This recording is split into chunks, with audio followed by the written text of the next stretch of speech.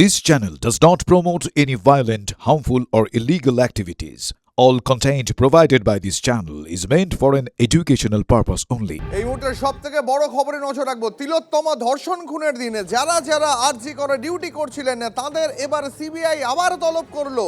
এই মুহূর্তে সবথেকে বড় খবর, চলতি সপ্তাহে নিউ টাউনে সিবিআই এর দফতরে তলব করা হয়েছে সেদিন, অর্থাৎ এই ঘটনার দিন, তিলোত্তমাকে খুন ধর্ষণের দিন আরজি করের জরুরি বিভাগে যে কর্মীরা কাজ করছিলেন তাদের প্রত্যেককে আবার তলব করলো সিবিআই। আমি সরাসরি চলে যাব, সুজয় আমাদের সঙ্গে সহকর্মী রয়েছেন, আরও ডিটেলসে এই বিষয়টা জানাবেন। সুজয়, নতুন করে তাহলে এই আরজিকর কাণ্ডে কি সিবিআই তদন্তের গতি বাড়ছে? একবারে দেখো, গতি ইতিমধ্যেই বাড়িয়েছে সিবিআই। তারা একাধিকবার হাসপাতাল ভিজিট করেছে, তারা এসআইটি গঠন করেছে।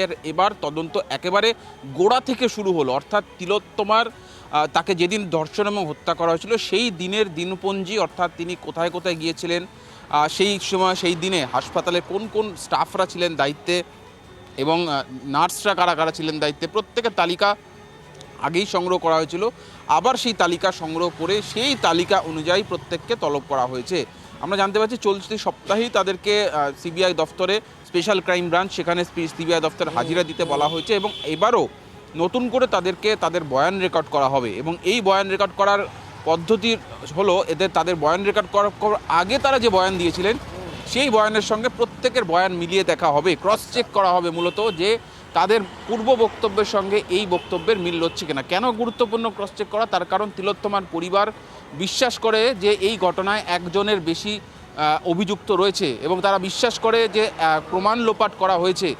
সেই বিষয়গুলির ক্ষেত্রে যেহেতু এর আগে যখন তদন্ত হয়েছিল সেই সময় কোনো ভয়ের কারণে হয়তো এই কর্মীরা, নার্স হাসপাতালের কর্মীরা, যেহেতু সে সময় পূর্বতন সরকার, তৃণমূল সরকার দায়িত্ব ছিল, কোনো চাপ ছিল কিনা তাদের উপর, হয়তো তারা সত্যিটা বলতে পারেনি। এবার তারা নতুন করে স্বাধীনভাবে সিবিআইয়ের কাছে তাদের নিজেদের বয়ান দিতে পারেন।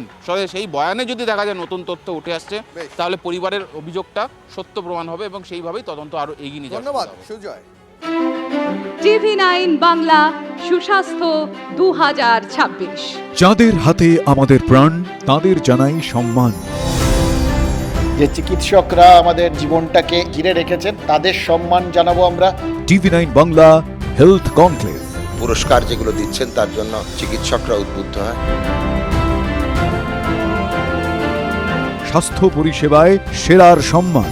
দেখুন টিভি9 বাংলা সুস্বাস্থ্য, শনিবার বিকেল 5:25 টিভি9 বাংলায়। টিভি9 বাংলা, না দেখলেই নয়।